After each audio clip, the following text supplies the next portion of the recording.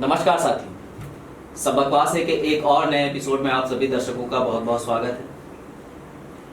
कार्यक्रम के इस भाग में आज हम जिस व्यक्ति का इंटरव्यू कर रहे हैं वो नहीं छोड़िए, वो स्वयं ही अपने बारे में बताएं तो कार्यक्रम ज्यादा मौलिक लगेगा। ये आप इतनी देर से किससे बातें कर रहे हैं भैया? मुझे यहाँ कुर्सी पर बैठा दिया और आप लगे पड़े हैं किसी से बात करने पे, क्यों? ये स्टूडियो है जी। हम यहाँ इंटरव्यू करते हैं और कार्यक्रम शुरू होने से पहले दर्शकों के लिए भूमिका बनानी पड़ती है। ठीक है, तो दर्शकों से बात कर लो, मैं चला अपने घर। जी नहीं महाशय। अरे भैया, महाशय जी हमारे शहर में परचून की दुकान चलाते हैं, उन्हीं को बुला लो इंटरव्यू के लिए, मैं चल रहा हूँ। अरे नहीं श्रीमान, आज आपका इंटरव्यू करना है, महाशय जी का नहीं। जी मेरा पहला सवाल है। एक मिनट रुको भाई, जरा पहले मुझे कंघा निकाल के दो। क्यों? अरे भाई, आपके चैनल पे इंटरव्यू आएगा तो जरा बाल बाल ठीक कर ले, कंघा वंगा कर ले जरा। निकालिए। जी ये लीजिए। और जरा अब अपने फोन को सेल्फी मोड में डाल के मुझे दे दीजिए। अब ये क्यों? अरे भैया दीजिए ना, लाइए निकालिए। ये लीजिए, दिखाइए। ठीक है, अब ठीक है। ये लीजिए। जी वो कंघा। ओह अच्छा, आपका कंघा है तो आपकी जेब में ही जाना चाहिए। ये लीजिए। सवाल करें? जी शुरू करें इंटरव्यू जीवन प्रसाद जी। हाँ जी बिल्कुल, जीवन प्रसाद ना कह के आप स्वर्गीय जीवन प्रसाद कहें तो ज्यादा अच्छा है। क्यों? अरे चौंकिए मत जनाब, 5 दिन पहले मेरी मौत हो चुकी है और 8 दिन बाद मेरी अरेस्ट है। अरे मेरी 13वीं है साहब। यकीन नहीं हो रहा है कि एक मरा हुआ आदमी जीवित कैसे हो गया और यहाँ स्टूडियो में इंटरव्यू कैसे दे रहा है।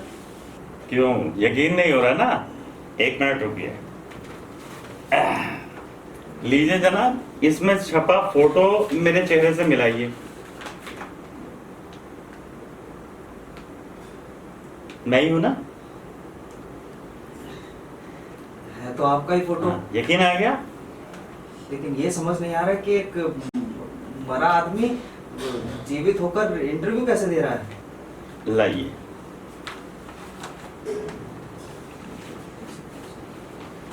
अरे भाई, इंटरव्यू दे सकता है और मैं इंटरव्यू दे रहा हूं। कैसे? अरे भाई, जब वो मरा ही नहीं तो इंटरव्यू तो दे सकता है ना। चलिए अब सवाल करिए आप। अरे सवाल गए भाड़ में, मेरा घबराहट से हार्ट अटैक कराएगा क्या? तू मुझे सारा माजरा बता। अरे वाह वाह वाह वाह जनाब वाह, हैं? इस इंटरव्यू के चक्कर में एटिकेट भी भूल गए भाई, हैं? तू पे आने लगे। अरे भाई, अपने मेहमान को बुलाकर बदतमीजी से बात करोगे तुम, हैं? सॉरी भाई। अपनी जबान को लगाम दो भाई। सॉरी भाई, क्षमा करें, मैंने इतने विचित्र आदमी का इंटरव्यू पहले कभी लिया नहीं ना, तो घबराहट हो रही है। ठीक है, नॉर्मल हो जाओ। पानी मंगाऊं? नहीं। फिर सवाल करते हैं। जी चलिए, मैं आपसे पूछना चाहता हूँ कि आपने जीवित रहते हुए ऐसा क्यों किया कि आपको अरेस्ट ही करनी पड़ रही है। अरे साहब, सांसें चलते रहने को ही जिंदा कहते हैं क्या भाई? जिंदा रहने के लिए जिंदा रहना भी तो जरूरी है। बड़े ज्ञानी हैं आप, बड़े दार्शनिक वाली बातें करते हैं। झाड़ मत चढ़ाओ जनाब, हैं? ये जीना भी कोई जीना है, इससे बेहतर तो मर जाना है। तो आप मर गए? केवल अखबारों। मतलब ये कि एक ज्योतिष ने मुझे बताया था जी कि मेरे ऊपर काल सर्प दोष है, पितृ दोष है, पत्नी दोष है और ना जाने कौन कौन से 11 दोष गिनवा दिए उन्होंने, ज्योतिषी जी ने। अच्छा। और तो और उन्होंने ये कहा कि आप जीवित तो दिखोगे इन दोषों के चलते, लेकिन जीवित रहने का एहसास खो दोगे बिल्कुल। इतने सारे दोषों को दूर करने का उपाय भी तो पंडित जी ने बताया होगा। उपाय बताया उन्होंने उपाय ये बताया कि आपको मरना होगा, अपने हाथों से अपनी पैरवी करनी होगी। विचित्र ज्योतिष, विचित्र दोष, विचित्र उपाय। अरे साहब, सब कुछ विचित्र ही था। हमने पत्नी और बच्चों को बैठाकर ये विचित्र बात उनके सामने रख दी। अच्छा। बस फिर क्या था? अरे पत्नी दहाड़े मार मार के रोने लगी और जमीन पर गिरकर बेहोश हो गई। उठी और फिर रोना शुरू कर दिया, कह रही हाय हाय, मैं सफेद कपड़ों में कैसी दिखूंगी, अब मैं ब्यूटी पार्लर कैसे जा पाऊंगी, अपनी उंगलियों में ये 4-4 बिछुए कैसे पहनूंगी। अरे आपकी पत्नी को तो वास्तव में बहुत सदमा लगा। जी, सदमा लगा, और वो भी मेरे जीते जी। अब बाद में वो कहने लगी कि पंडित जी ने, उन ज्योतिषी जी ने इन दोषों को दूर करने का कोई उपाय तो बताया होगा। बस मैंने उनको अरेस्टी वाली बात बता दी पंडित जी की। आपने ठीक किया स्वर्गीय जीवन प्रसाद जी। अजी आगे सुनिए जनाब, आगे सुनिए। पत्नी ने ये सब बातें सुन के हमारी अरेस्टी का धूमधाम से प्रोग्राम बना डाला। अच्छा। हाँ, कहने लगी हम अरेस्टी बड़े धूमधाम से करेंगे, शहर के सबसे बड़े बैंड को बुलवाएंगे और शहर का सबसे बड़ा बैंकेट हॉल करेंगे।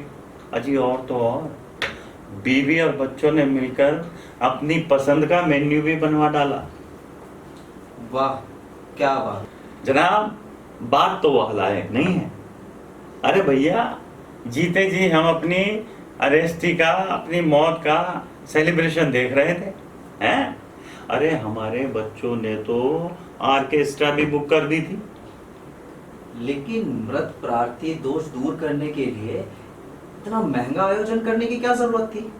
आपने बिल्कुल ठीक कहा, लेकिन हमारे ज्योतिषी ने कहा था कि अरेस्टी का आयोजन जितना लंबा होगा उतनी हमारी उम्र लंबी होगी। अच्छा जी। अजी साहब, मैं पेंशन याफ्ता आदमी, पेंशन से अपना परिवार चलाता हूँ, अपने बच्चों का पेट भरता हूँ।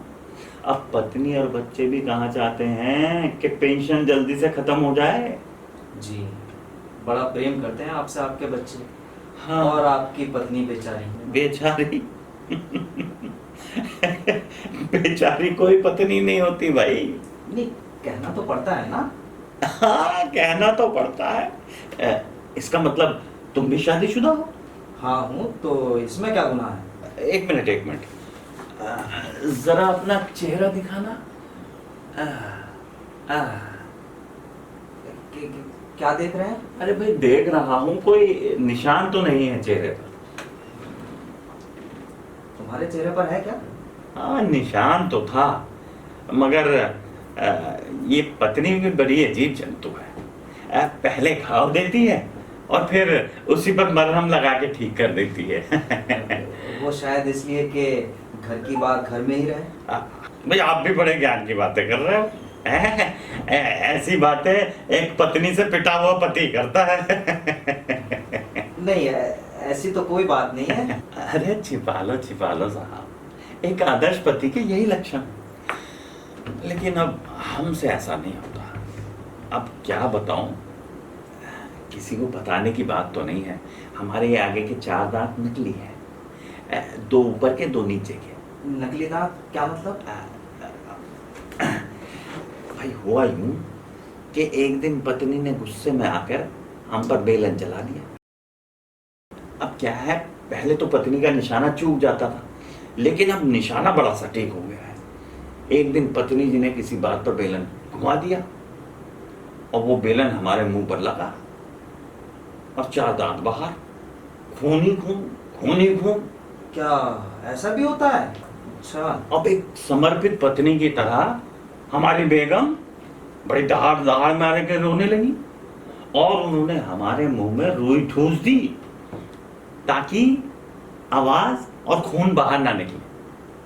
अच्छा। एम्बुलेंस बुलाई गई और एम्बुलेंस में बैठ के हमारी पत्नी दहाड़े मार के रोने लगी और हमें दुहाई देने लगी, देखो किसी से कहना मत कि पत्नी ने मारा है, नहीं तो मेरी मोहल्ले में बड़ी बेइज्जती हो जाएगी। मेरे रिश्तेदार और मेरे पड़ोसी मेरे बारे में क्या सोचेंगे। और ये कह के मुझे इमोशनल ब्लैकमेल किया उसने, और बड़े प्यार से मेरे माथे पर एक चुम्बन लिया। अब साहब हम भी जो है उनके प्यार में आके कहने लगे, ठीक है पत्नी जी, जैसा तुम कहती हो ऐसा ही होगा, तथास्तु। सचमुच आप एक महान आदमी हैं और उससे भी महान पति हैं। तो हमसे प्रेरणा लेना, काम आएगी। तो 13वीं में आ रहे हैं ना आप? हाँ हाँ जरूर। अरे आपकी आरएसटी हो और हम ना आए, ऐसा भला हो सकता है? हम जरूर आएंगे। ठीक है, तो अब हम चल रहे हैं। अरे अरे अभी अभी कहाँ जा रहे हैं आप? अरे भाई, शहर के सबसे बड़े ऑर्केस्ट्रा और सबसे बड़े बैंड वालों को एडवांस देना है, और फोटोग्राफर को 3 दिन पहले बुलवाने के लिए उसे एडवांस देना है। 3 दिन पहले क्यों? अरे भाई, प्री डेथिंग भी तो करवानी है ना। अब ये प्री डेथिंग क्या होता है? अरे भाई ऐसा है कि आजकल जैसे प्री वेडिंग चलती है ना जी, तो बच्चों ने बहुत स्ट्रेस करके कहा कि पापा आपकी जो है प्री डेथिंग भी हम करवाएंगे, तो उसके लिए कैमरामैन को बुक करना पड़ेगा। और सुनिए साहब, इसके लिए हमारे कई रिश्तेदारों ने छाती पीट पीट कर रोने की ट्रेनिंग शुरू कर दी है। और भाई देखिए, हो सकता है राजस्थान से रुदाली भी आए, क्योंकि उनको भी बुक कर दिया गया है। अच्छा। हाँ। अरे ये तो देश में पहली बार होगा। हम अपने कैमरामैन के साथ जरूर आपके आरएसटी में पहुंचेंगे। बिल्कुल जरूर आना, और अपने बीवी बच्चों को भी लाना। अरे अब बड़े होकर आपके बच्चों को भी ऐसा करना पड़ सकता है। जी थैंक यू। अब चलें? जी थैंक यू। अब आप जा सकते हैं। नमस्कार। जी नमस्कार। नमस्कार, चलते हैं। अब हमारी अरेस्टी में जरूर आइएगा, हैं? जी हमारी जरूर अरेस्टी। जरूर जरूर। अच्छा, ठीक है। नमस्कार। हंसना हंसाना और मनोरंजन, हंसना हंसाना और मनोरंजन जीवन के लिए खास है, बाकी सब बकवास है।